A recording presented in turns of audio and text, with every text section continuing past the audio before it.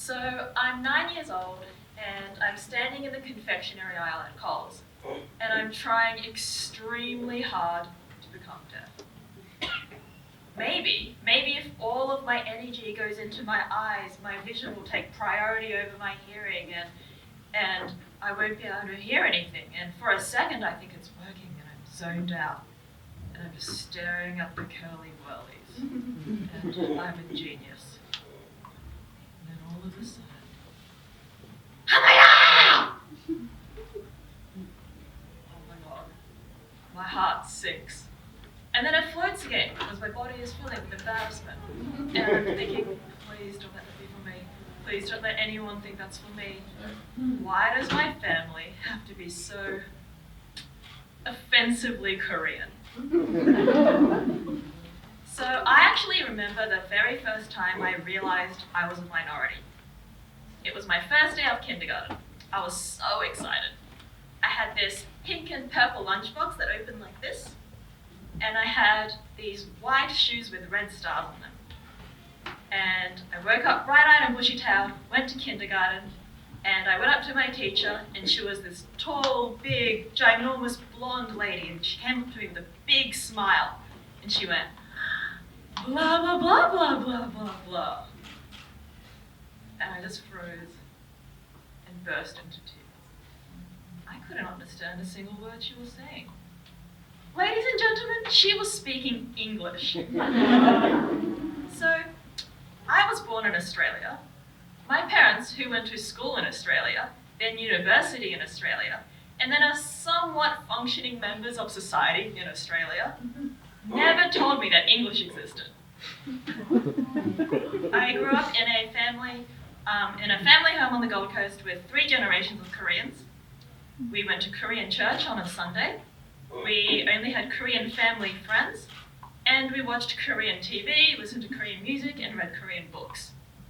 And for some hilarious reason, probably to ensure that I would get maximum retention of the mother tongue, my parents failed to acknowledge the fact we were in Australia. Spoiler alert, I have since learnt English. Plot twist, my English is better than my Korean.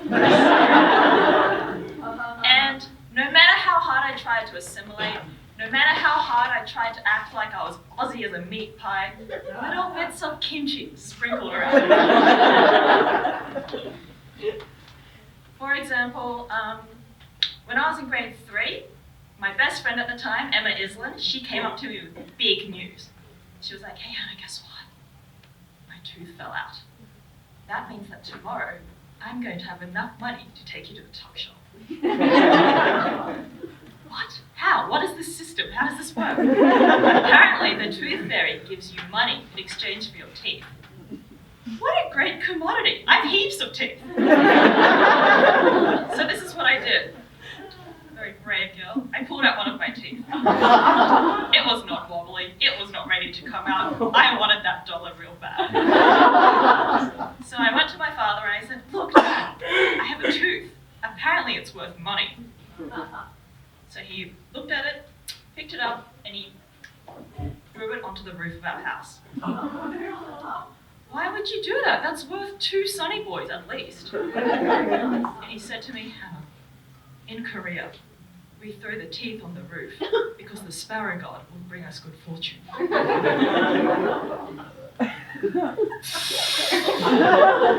I remember being very confused and angry and toothless.